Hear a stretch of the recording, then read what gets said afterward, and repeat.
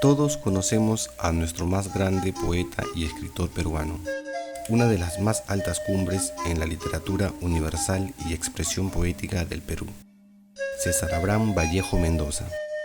Pero ¿alguna vez han pensado qué piensa César Vallejo acerca de la penetración imperialista en el Perú que se realiza por intermedio de las grandes transnacionales mineras? Si quieres saber la respuesta, acompáñanos a ver el siguiente video.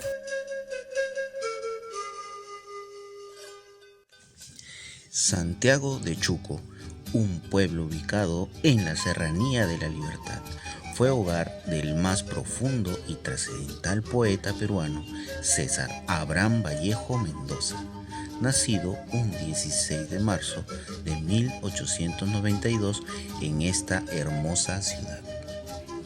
Su padre, don Francisco de Paula Vallejo Benítez, un hombre al cual se le reconocía por ser capaz de resolver diversos conflictos que se ocasionaban entre los pobladores. Su madre, doña María de los Santos Mendoza Gurrionero, fue una mujer que se dedicaba a las tareas de su hogar y a la crianza de sus hijos. Este matrimonio tuvo 12 hijos, siendo César Vallejo el último. Vallejo comienza su educación en su tierra natal, Santiago de Chuco, en el centro escolar número 127. Luego iría a Huamachuco para continuar con sus estudios secundarios en el Colegio San Nicolás en el año 1909. En Trujillo inicia sus estudios universitarios interesándose por la Facultad de Filosofía y Letras. Se matriculó en la Universidad Nacional de Trujillo, pero por problemas económicos tuvo que abandonar sus estudios. En 1913 nuevamente retoma sus labores universitarias. Asimismo, se gradúa en 1915 de bachiller en la tesis El romanticismo en la poesía castellana. Trujillo se convierte en parte de su vida intelectual, ya que se encuentra con varios escritores, que con el paso del tiempo se convertirían en el Grupo Norte. En ese mismo año entra a trabajar como maestro del primer grado de primaria en el Colegio Nacional San Juan, teniendo entre sus alumnos al conocido escritor Ciro Alegría, el cual nos cuenta años más tarde que a Vallejo le gustaba que ellos relaten sus historias y dialogar de las cosas que veían a diario. Llega una etapa muy oscura para Vallejo, la muerte de su madre estando en Lima y el dolor de no poder visitarla lo destruye por dentro.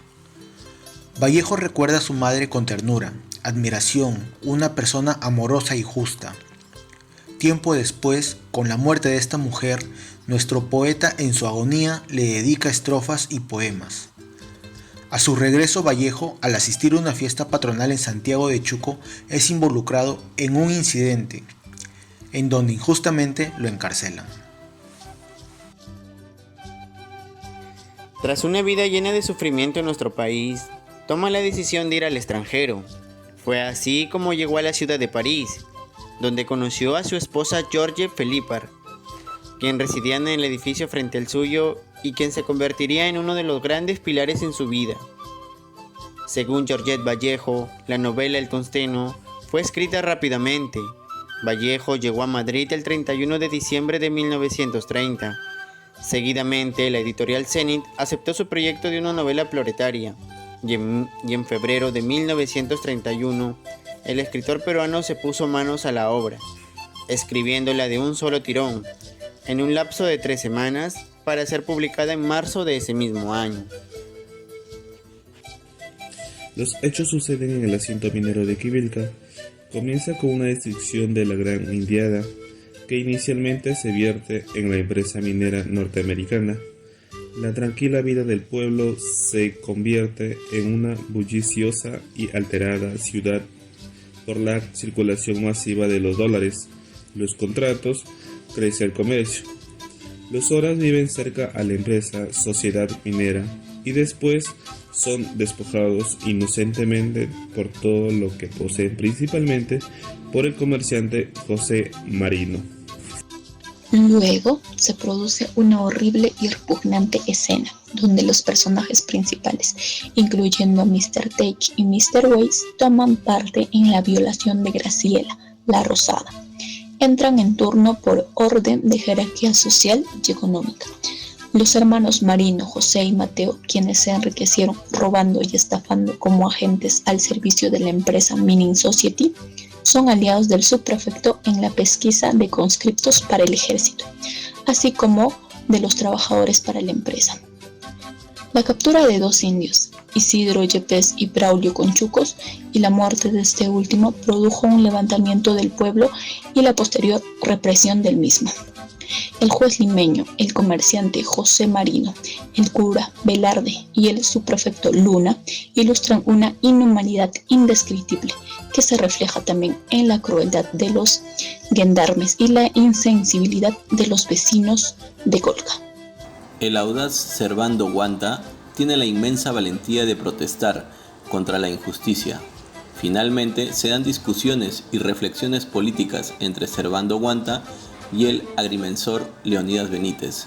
El herrero Huanca les habla y les ilustra del movimiento revolucionario mundial, en la que todos los injustos exploradores serán vencidos y los obreros e indios de todas partes del mundo serán liberados.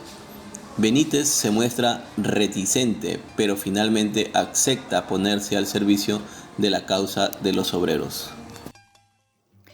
Esta novela nos muestra las relaciones de poder surgidas dentro de un conflicto minero a partir de la configuración de 2 tipos de subalternidad, una que es invisibilizada por las relaciones de poder configuradas a partir de la violencia burocrática, empresarial y estatal, por medio del cual el subalterno será representado como aculturado, despojado, explotado, violentado, deshumanizado y objeto de goce, y otra donde funciona como potencia contrahegemónica por formularse como un ser humano social y político capaz de exigir justicia y libertad, y como un poseedor de sentimientos reivindicatorios tales como la recuperación de la moral cristiana y la venganza.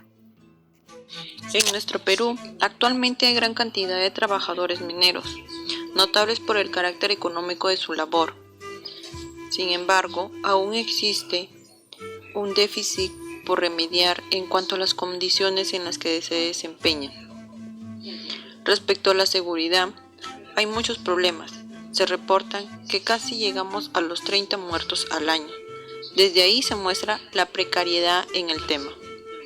Además, hay condiciones especiales en las que laboran los trabajadores.